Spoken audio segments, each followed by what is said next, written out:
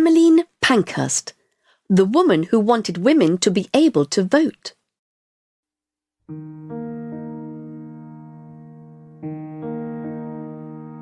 I campaigned all my life for equal rights for women. I started a political group which fought for the vote for women in Britain. After many years of protests, we finally won the right for British women to vote.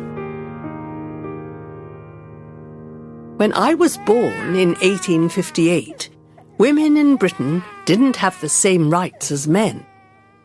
Most women couldn't go to school or university. They were only allowed to work in certain jobs, and they didn't have the right to vote. I grew up in Manchester, in the north of England, and I saw many problems every day. Mothers had to bring up children in small, dirty houses. Disease was everywhere because of the terrible conditions. And most women only lived until they were around 50 years old. I knew from a young age that I wanted to improve women's lives. My parents believed in human rights. They believed that education was a right for women as well as men. In 1873, my parents sent me to school in Paris. They wanted me to get a wider view of the world.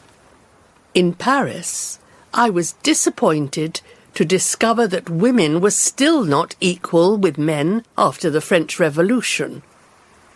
Action was needed, and I returned to England to begin the fight. In Britain, the political situation was quite unusual. Our ruler was a woman, Queen Victoria. She was a powerful leader, but she wasn't interested in women's rights. Our politicians were all men, and they definitely weren't interested in political equality for women. In 1879, I was surprised to discover a man who was campaigning for women's rights. His name was Richard Pankhurst, and he was a lawyer. We shared many of the same beliefs and ideas. We got married and started a family. For almost 20 years, Richard and I fought for political rights for women. Then sadly, my dear husband died.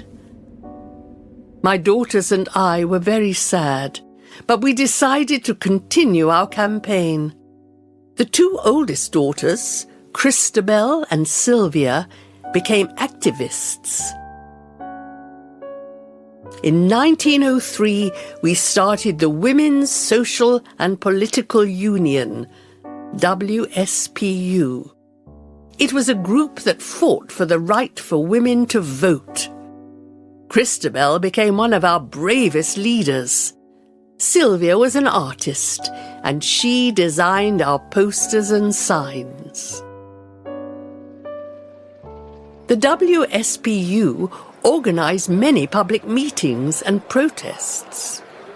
Sometimes the police arrested our members. Christabel was one of the first to go to prison. When our members were in prison, we protested. And when our members came out of prison, we celebrated in the streets. It was very important to get public attention. Unfortunately, the government didn't agree with our campaign. We had to take more powerful action. Some of our members began to break the law. They lit fires in buildings and broke windows. Our campaign was a war for these women. For me, it was always a fight for equal rights. Every time I was arrested, I told the judge, "We don't want to break laws, we want to make new laws." But the lawyers and politicians didn't want to listen. In 1910, Prime Minister Asquith, the government leader, stopped a new law that gave women the vote. We were shocked and angry. On Friday, the 18th of November, I led a group of women to meet the Prime Minister, but he refused to see us. We started to protest in the street, and 100 women were arrested. It was a terrible day. We called it Black Friday. In 1914, the First World War began, and we agreed to stop our campaign. Women were now needed as nurses in hospitals and to work in factories and on farms. In 1917, we started a new group with a new name, the Women's Party. In 1918, the First World War ended. The government realized that women were an important part of the victory in the war. At last, women were given the right to vote. But only women over 30 years old who owned a home could vote. Any man over 21 could vote. We still didn't have full equality. After the war, I went to live in the USA, Canada, and also Bermuda. In 1926, I returned to England. I wanted to become a politician, but my health wasn't good enough. In 1928, only 3 weeks before I died, a new law gave women the same right to vote as men. It took much longer than we hoped, but in the end, our campaign was successful. And at last, we won political equality for women.